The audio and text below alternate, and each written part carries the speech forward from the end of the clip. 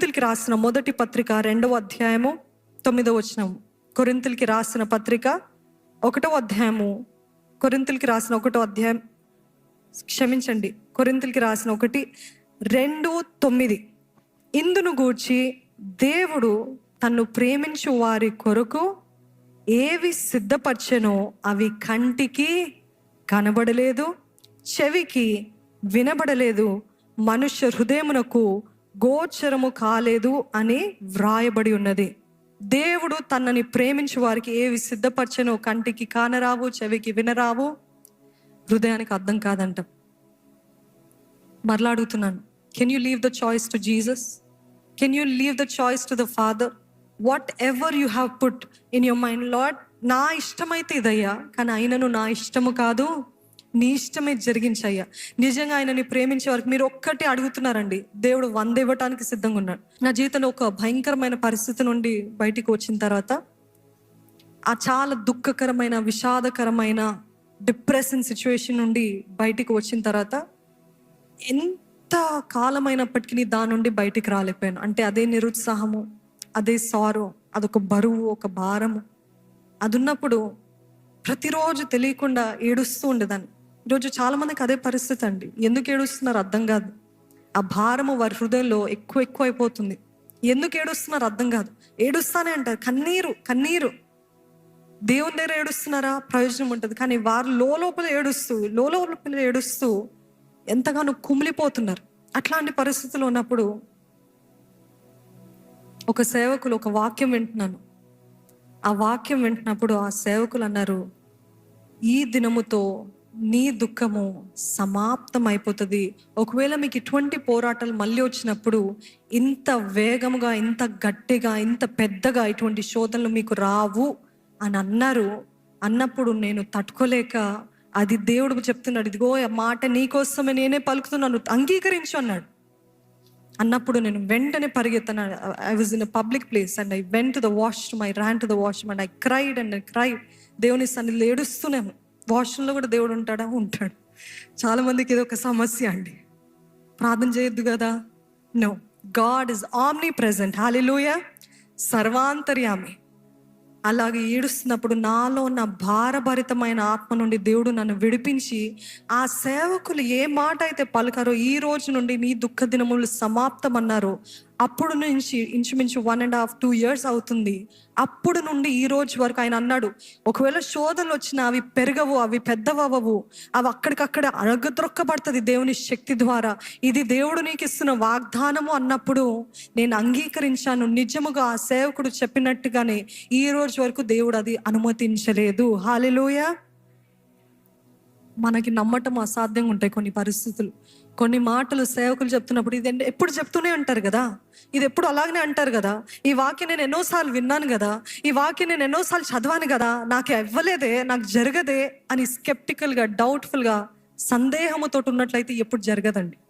కానీ ఒక మాట పలుకుతున్నప్పుడు, దేవుని తన ఆత్మ ద్వారా పలుకుతున్నప్పుడు దయచేసి అంగీకరించండి. That's why we always take it and declare it. ప్రకటించండి. తీసుకోవడం మాత్రమే కాదు, కానీ ప్రకటించండి. అది ప్రకటిస్తూ, ఎస్ లార్డ్ ఐ బిలీవ్. ఈరోజు మీరు కొదువులో ఉన్నారు, లేదు నా దేవుడు నాకు సమృద్ధిని ఇస్తాడు. ఈరోజు డిస్కరేజ్మెంట్లో ఉన్నారు, లేదు దేవుడు నన్ను బలపరుస్తాడు, నన్ను లేవనెత్తుతాడు. ఈ రోజు ఉన్న స్థితి నేను ఈ రోజు నేను చూడను. ఎంతమంది నమ్ముతున్నారు? బిగ్గరగా హల్లెలూయా చెప్తారా? ఈ రోజు నేను ఈ దుఃఖ పరిస్థితి మరలా నేను ఎదుర్కోను. హల్లెలూయా. నమ్మాలండి, ప్రకటించాలండి. దేవుడు తన మాట చెప్తున్నప్పుడు ప్రకటించండి. దయచేసి తీయండి ఇర్మియా గ్రంథము 31వ అధ్యాయము. ఈ వాగ్దానాలన్నీ అంగీకరించండి. Take it and receive it and declare it. ప్రతిరోజు ప్రకటించండి, నా దేవుడు జరిగిస్తాడు అని నమ్ముతూ ప్రకటించండి. ఇర్మియా గ్రంథము 31వ అధ్యాయము 8వ వచనం చదువుదామా? ఇర్మియా గ్రంథము 31. ఉత్తర దేశంలో నుండి నేను వారిని రప్పించుచున్నాను. గ్రుడ్డివారినేమి, కుంటివారినేమి, గర్భిణులనేమి, ప్రసవించు స్త్రీలనేమి, బూదిగంతముల నుండి అందరినీ సమకూర్చుచున్నాను. మహాసంగమై వారిక్కడికి తిరిగి వచ్చెదరు. మాటలో మాట ఈ వాగ్దానాలు ఎందుకు చదివి వినిపిస్తున్నానంటే, దేవుని సన్నిధిలో కనపెడుతూ, దేవా నీ బిడ్డలతో ఏం మాట్లాడమంటావు, ఏం మాట్లాడమంటావు? నా సొంత మాటలు వ్యర్థము, నా సొంత మాటలు అక్కరే లేదు దేవా, నువ్వు నీ బిడ్డలతో ఏం మాట్లాడదలుచున్న ఆ మాటలు పలుకు అన్నప్పుడు ఈ వాగ్దానం అంతా ఇచ్చాడండి. ఎంతగానో దేవుని సన్నిధిలో కనపెడుతూ, గోజాడుతూ, కన్నీరు విడుస్తూ ప్రార్థన చేస్తున్నప్పుడు దేవుడి ఈ మాటలు వినిపించినప్పుడు ఒక పురికొల్పు, ఒక రివైవ్, ఒక ఆనందము, చెప్పసఖ్యము కానీ సంతోషము, సమాధానం నేను పొందుకుని ఎంతో నెమ్మదిగా పడుకున్నాను. ఎందుకంటే దేవుని వాక్యము జీవ జలపు ఊటలు. ఆమేన్. ఆయన మాటలు మన జీవితాల్లో పలుకుతున్నప్పుడు నాకు తెలిసి అర్థమైంది, దేవుడు ఇక్కడ ఎవరో లైవ్లో చూస్తున్న వారికో లేకపోతే ఇక్కడ ఎవరికి తప్పకుండా ఏదో బాధతో, ఏదో కష్టముతో, భయంకరమైన వేదంతో వచ్చారు. దేవా నువ్వు మాట్లాడుతున్నావు అని నమ్ముతున్నాను, ఐ బిలీవ్ అని చెప్పి I started meditating upon this word. అయితే 8వ వచనం, God is saying he is going to restore you. Hallelujah. Restoration ఎప్పుడు జరుగుతుందంటే, అపవాది ఏదేదైతే దోచుకున్నాడో మన పాపాలు బట్టి, మన అజ్ఞానం బట్టి, మనము ఏవేవైతే కోల్పోయామో, ఎప్పుడైతే జ్ఞానోదయం కలుగుతుందో, ఎప్పుడైతే దైవ మర్మాలు బయలుపరచబడుతున్నప్పుడు అంగీకరించి, ఏకీభవించి, ఒప్పుకోలు చేస్తే దేవుడు ఏమంటున్నాడు?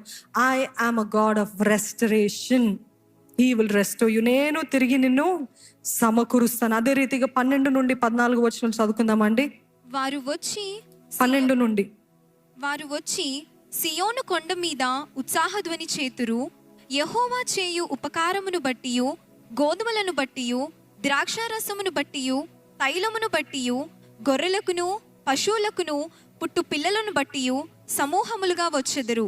వారికనెన్నటికిని కృషింపక నీళ్లు పారు తోట వలె నుందురు. అంగీకరించిన వారు బిగ్గరగా ఆమేనని చెప్తారండి. వారు ఎన్నటికీ కృషింపక నీళ్లు పారు తోట వలె నుందురు అంటే ఎప్పుడు ఫ్రెష్గా, ఎప్పుడు గ్రీన్గా, పచ్చగా, అందంగా, అంటే ఎప్పుడు కూడా ఉబుకు వచ్చే తోట వలె ఉంటారంట. 13వ వచనము, వారి దుఃఖమునకు ప్రతిగా సంతోషమిచ్చి వారిని ఆదరించెదను. విచారము కొట్టివేసి నేను వారికి ఆనందమును కలుగజేతును. గనుక కన్యకలను, యవనులను, వృద్ధులను కూడి నాట్యమందు సంతోషించెదరు. వారి దుఃఖమునకు ప్రతిగా సంతోషమిస్తాను, వారిని ఆదరిస్తాను. వారి విచారము ఏం చేస్తాడంట? మీరు చెప్పండి, గట్టిగా చెప్పండి. మీ విచారాన్ని దేవుడు తానే ఇప్పుడే కొట్టివేస్తున్నాడు. హల్లెలూయా. నేను వారికి ఆనందము కలుగజేస్తాను. అందుకనే వారందరూ కూడా నాట్యమందు కూడి నాట్యమందు సంతోషిస్తారు. మొదటికి ఏంటిదండి? రెస్టరేషన్. రెండవది ఏంటిదంటే he will make you fruitful, అంటే నీళ్లు పారే ఫ్రెష్గా చేస్తాడంట. మూడవది ఏంటిదంటే మీ దుఃఖానికి ప్రతిగా ఆనందనిచ్చే దేవుడు. 14వ వచనము, క్రొవ్వుతో యాజకులను సంతోషపరచెదను. నా జనులు నా ఉపకారములను తెలుసుకొని తృప్తి నొందుదురు. ఏం పొందుకుంటారండి? గట్టిగా చెప్పండి. తృప్తి పొందుకుంటారంట. తృప్తినిస్తాడంట. క్రొవ్వుతో యాజకులను సంతోషపరచెదను, నా జనులు నా ఉపకారములు తెలుసుకుని, అంటే దేవుని సేవ చేసే ప్రతి ఒక్కరిని ఏం చేస్తాడంట? He will give abundance. క్రొవ్వు అంటే ఫ్యాట్, అంటే big, best, the greatest things ఇస్తాడంట. ఆయనకి పరిచర్య చేసే వారికంట he will do the best. Best నేను పొందుకోవచ్చా అండి? నాకు అదే డౌట్ ఉండింది. దేవా నేను తగుతానా? దేవా నాకు ఇది ఉందా? నాకు ఇంతది అవసరమా? దేవా నేను ఇంతగా ఆశీర్వదించబడటానికి అవసరమా అని అప్పుడు దేవుడి వాక్యంతో నాతో మాట్లాడాడు. క్రొవ్వుతో యాజకులను, అంటే ఎవరు సంతోషపెడుతున్నారు? దేవుడు తానే.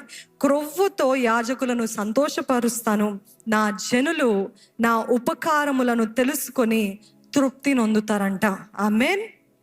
అదే రీతి 16 నుండి 18, యెహోవా ఈ ఆజ్ఞ ఇచ్చుచున్నాడు, ఏడవక ఊరుకొనుము, కన్నీళ్లు విడుచుట మానుము. నీ క్రియ సఫలమై జనులు శత్రువుని దేశంలో నుండి తిరిగి వచ్చెదరు. ఇదే యెహోవా వాక్కు. ఇప్పుడు దేవుడు మీతోటే చెప్తున్నాడండి. ఎవరెవరైతే ఏడుస్తున్నారో నాకైతే తెలియదు, అమ్మనా అయ్యగారులా నాకు ఎవరో తెలియదు, కానీ దేవుడు మీతోటే సూటిగా మాట్లాడుతున్నాడు. ఏడవక, దేవుని స్వరంలో వినండి. నా బిడ్డ ఏడవకు, ఊరుకొనుము, కన్నీళ్ళు విడుచుట మానము. ఇదిగో నేను నీకు నీ క్రియ సఫలము చేస్తాను అంటున్నాడండి. నమ్ముతున్న వారు ఆమేన్ అని చెప్తారా? నీ క్రియ సఫలము చేస్తాను. ఇంక ఏడవటం ఆపేసేయ్, ఇంకా కన్నీళ్ళు విడవటం ఆపేసేయ్. నేను I will make you succeed అని అంటున్నాడండి. ఎస్, 17వ వచనం. రాబోవు కాలమునందు నీకు మేలు కలుగునని నమ్మికయున్నది. నీ పిల్లలు తిరిగి తమ స్వదేశమునకు వచ్చెదరు. ఇదే యెహోవా వాక్కు. నీవు నన్ను శిక్షించితివి, కాడికి అలవాటు కాని కోడె దెబ్బలకు లోబడినట్లుగా నేను శిక్షకు లోబడుచున్నాను. నీవు నా దేవుడవైన యెహోవావు.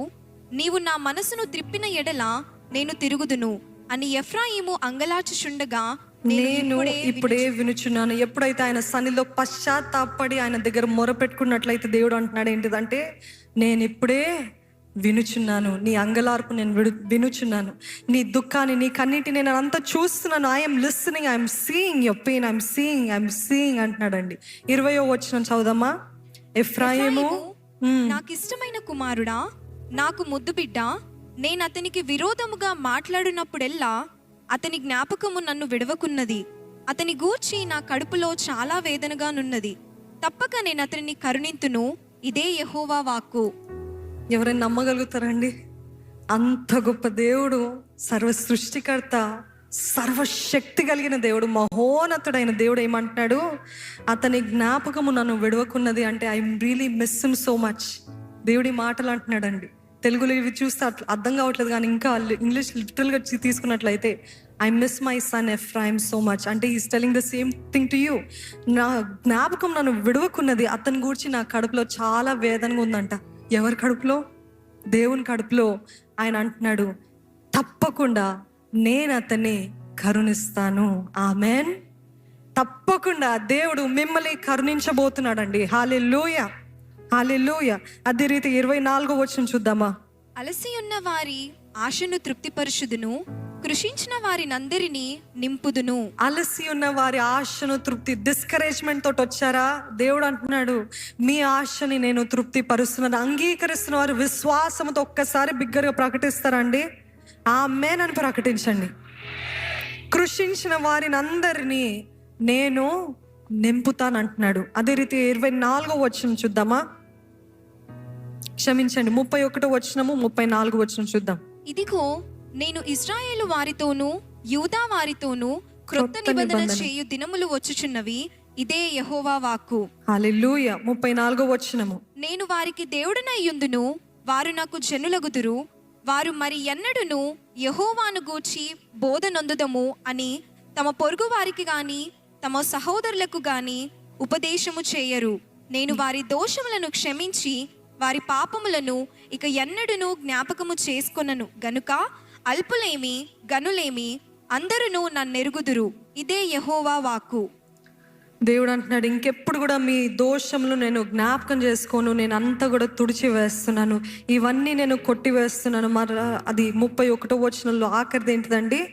క్రొత్త నిబంధన దినములు చేయు దినములు వచ్చుచున్నవి. ఈరోజు దేవుడు మీతో చెప్తున్నాడండి, క్రొత్త నిబంధన చేస్తున్నాడంట. పొరుగువారు మీకు చెప్పనక్కర్లేదంట, వీరు వారు చెప్పనక్కర్లేదంట. ఆ నిబంధన, ఆ నిత్య నిబంధన, నూతన నిబంధన మీ హృదయాలపైన రాస్తాను, తానే రాస్తానని చెప్తున్నాడు.